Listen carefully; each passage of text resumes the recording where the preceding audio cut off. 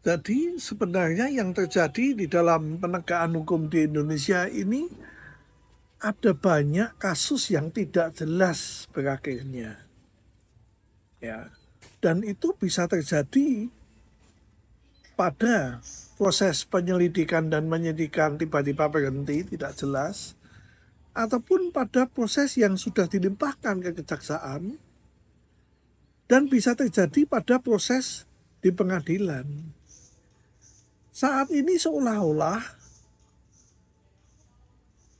banyak orang yang menyudutkan setelah kasusnya si Ronald Tanner bahwa permainan itu hanya ada di pengadilan. Belum tentu. Ya, sedemikian parahnya semestinya penegakan hukum di Indonesia ini. Permainan juga bisa di dalam polisi seperti kasus dari Terry. Orang hutang koperasi jaminannya dilelang menjadi kasus pidana. Ya, kemudian terjadi kolaborasi dengan kejaksaan. Pengaduannya pemalsuan surat dan keterangan palsu. Namun yang terjadi tanpa ada P19 dakwaannya bisa tambah penggelapan dan penipuan. Bukan hanya itu aja.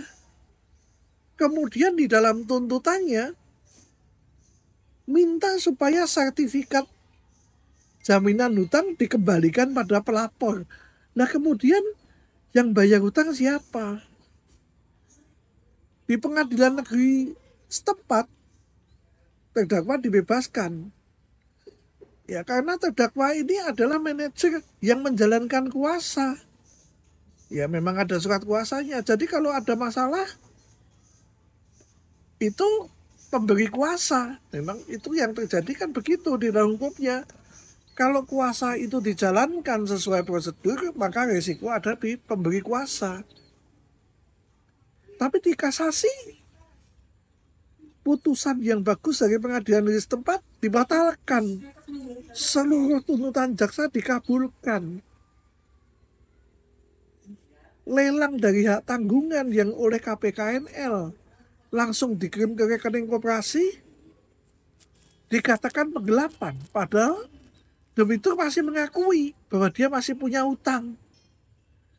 Lalu putusan majelis hakim kasasi mengabulkan tuntutan jaksa mengembalikan sertifikat kepada pelapor. Ini luar biasa. Ini kasus pidana. Bisa membatalkan perjanjian. Pada perjanjiannya semua sah. Dibuat di notaris, ada hak tanggungan. Jadi kacau balau penegakan hukum di Indonesia.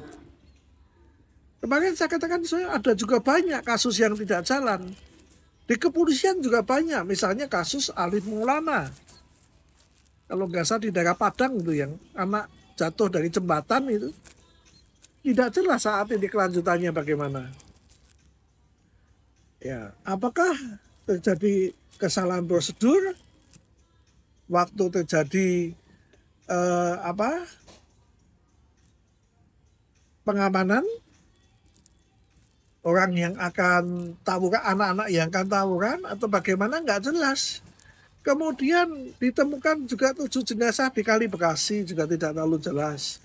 Kemudian kasus Pak Firly di Polda Metro kalau tidak salah juga tidak jelas, ya lanjut atau tidak. Jadi sebenarnya kasus itu bisa lanjut, bisa tidak.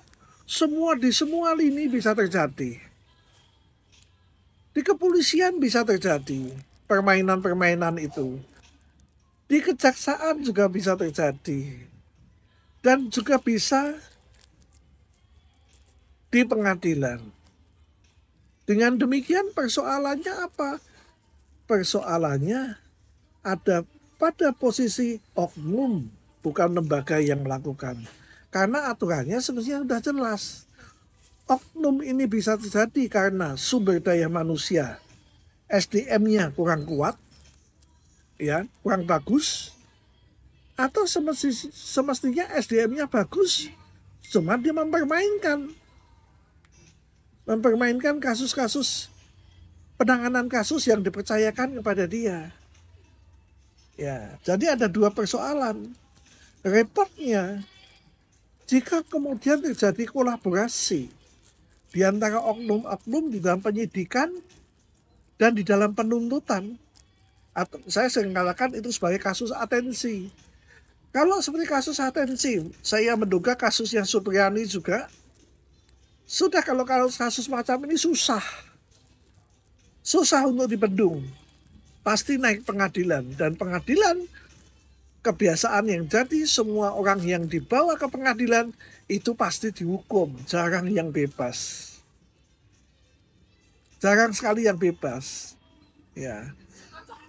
Itu bisa terjadi juga kembali lagi bahwa ada hakim yang kurang fokus. Bisa terjadi SDM dari hakim, ya, atau terjadi permainan di dalam kasus itu. Oleh karena itu, kalau kita melihat penegakan hukum masa lalu, terutama di akhir pemerintahan Presiden Jokowi, sangat parah. Semua bisa terjadi di tingkat manapun. Ya. Saya setuju untuk kemudian uang dari mantan pejabat MA yang 1 triliun itu terus diusut. Ini dari mana uangnya yang terjadi. Namun jangan berhenti pengusutan pada tingkat pengadilan juga. Bisa saja pengusutan ini merambat kemana-mana. Ke instansi manapun, ke oknum manapun, ya itu harus dikerjakan. Diselesaikan, diusut, dilaporkan kepada masyarakat. Sehingga kepercayaan masyarakat kepada penegakan hukum di Indonesia bisa dikembalikan.